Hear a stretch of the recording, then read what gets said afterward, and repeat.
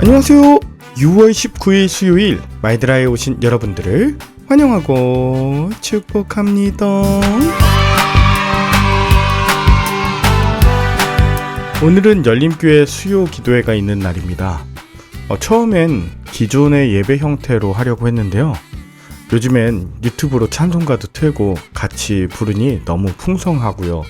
또 말씀 전하고 난 뒤에 소리내서 결단 기도하고 마지막엔 제가 기타 치면서 찬양도 부른답니다. 다행인 건 열림교회 성도님들이 제 스타일에 잘 맞춰주고 계시는 건데요. 이제 7월에 저희가 상계동으로 이사 오면 저희 아내가 수요예배 반주도 하고 또 풍성한 찬양과 더 깊은 기도, 또 중보기도 제목 가지고 함께 기도하면 참 좋겠다는 생각이 듭니다. 그렇게 함께 찬양 연습해서 녹음도 하고 싶고 주일에 특송도 하면 좋겠다. 그러다가 천천히 이걸 의도적으로 외치고 있어요. 모쪼록 마이드라 요즘 본문이 계속 족보만 나오는데요. 계속 똑같은 것 같아요. 그래도 그 안에서 새로운 것을 한번 찾아보시길 바랍니다. 읽다가 그냥 지나치지 마시고 천천히 자연스럽게 묵상해보세요. 수많은 이름 중에 나 한 사람 지나치지 않으시고 기억하시는 그 하나님의 마음으로 말이죠. 모쪼록 오늘도 주실 말씀과 은혜를 기대하는 마음 담아 오늘의 마이드라를 힘차게 시작해보도록 하겠습니다. 자, 출발!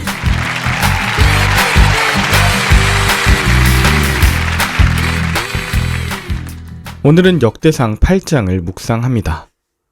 어제 7장에 이어서 베냐민 지파 족보가 다시 나오는데요. 이건 앞선 7장의 족보와 조금 달라요. 마치 그 족보를 보충하는 듯해 보입니다. 왜 베냐민 지파 족보를 이렇게 보충해서 말하는 것일까요? 아마도 후에 북이스라엘과 남유다로 나눠질 때 남유다와 유일하게 함께했던 지파가 바로 이 베냐민 지파였기 때문이 아닐까 싶습니다. 자, 오늘 본문을 보면 1절부터 28절까지는 베냐민의 전체 족보가 나오고요. 29절부터 마지막 40절까지는 이스라엘의 초대왕 사울의 후손들의 이야기가 나옵니다. 베냐민 지파가 사는 지역은 주로 게바, 오노, 롯, 아얄론, 예루살렘인데요.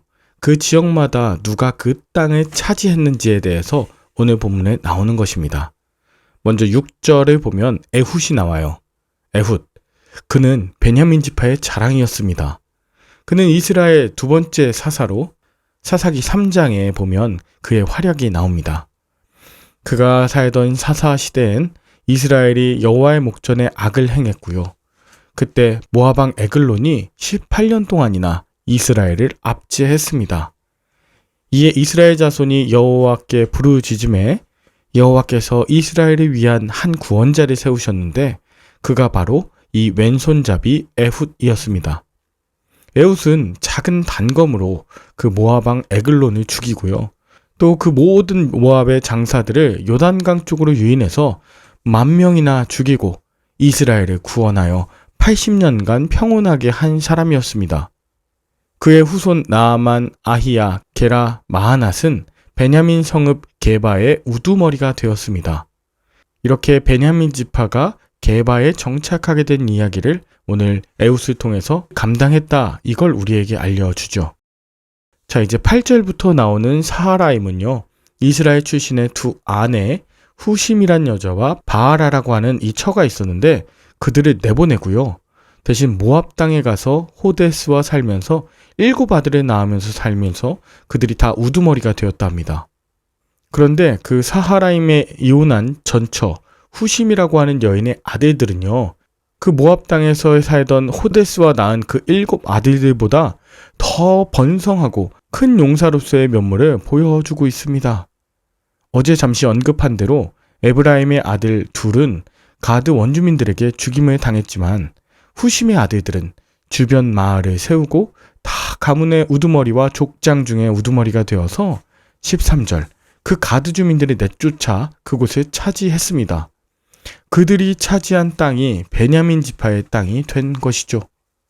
이렇게 후심은 마치 야곱의 아내 레아처럼 남편으로부터는 줄곧 사랑받지 못하고 내쫓김을 받았었지만 하나님을 의지하고 또 아픔과 고난을 믿음으로 인내하였기에 그 자녀들로 하여금 창대함을 보게 하신 것이라고 묵상되었습니다. 마지막으로 14절부터는 사울의 고향인 기브온에 대해서 나오는데요. 참고로 이 기브온은 여호수아가 가나안 정복을 할 때 이스라엘을 속여 화친하고 평생 물을 길러 오겠다고 약속한 족속이었죠.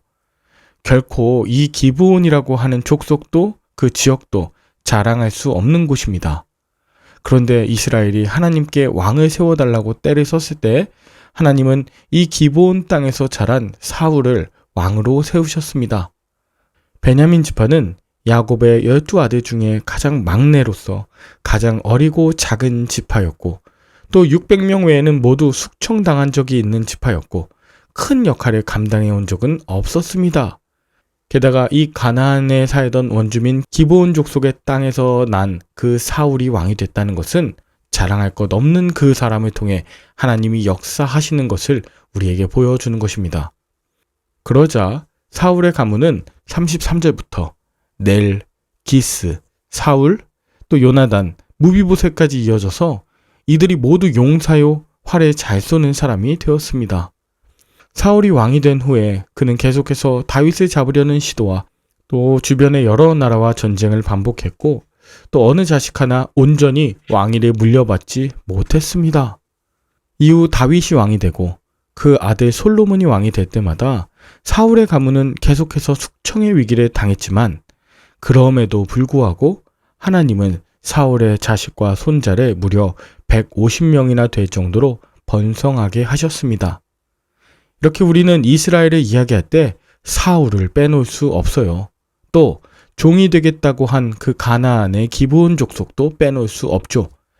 무엇보다 작고도 작은 그 베냐민 지파를 우리가 잊을 수 없습니다. 이것은 신앙의 공동체를 세우는데 필요 없는 자는 단 한 사람도 없다. 이것을 우리에게 알려줍니다. 여러분은 오늘 본문을 통해 무엇을 느끼셨나요? 본문에 등장하는 에훗, 사실 신체가 온전하지 못한 뜻의 왼손잡이 사사였습니다. 그러나 그는 이스라엘을 위기에서 구원하였습니다.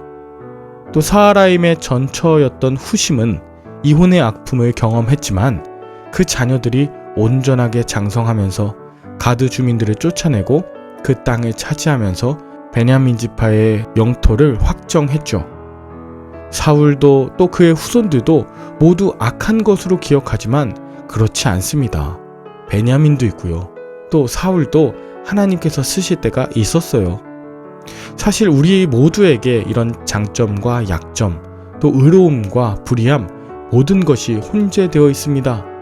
중요한 건 하나님의 손에 붙들려서 쓰임 받을 때에 나의 약점은 하나님의 강함이 되시고 나의 불의함은 하나님께 나아갈 수 있는 간증이 된다는 것인데 내가 작건 부족하건 연약하건 주님 그것을 보지 않으시고 우리 안에 있는 그 가능성을 보는 분이심을 기억하시길 바래요.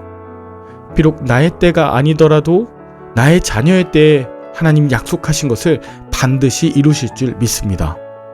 그러므로 우리가 자랑할 것 아무것도 아니나 오직 우리를 인도하시고 충만하게 하시는 하나님만 자랑할 것입니다. 오늘도 본문 속 지체장애인 에훗, 이혼당한 여인 후심, 또 노예들의 동네 출신인 사울을 온전히 사용하신 그 하나님을 기억하면서 오늘도 우리 모든 삶 가운데 반드시 승리하시길 예수 이름으로 축복합니다. 함께 기도할까요? 하나님 아버지, 우리는 연약합니다. 오늘 하루 또 실수하고 넘어집니다. 주님의 긍휼함을 구하는 죄인입니다.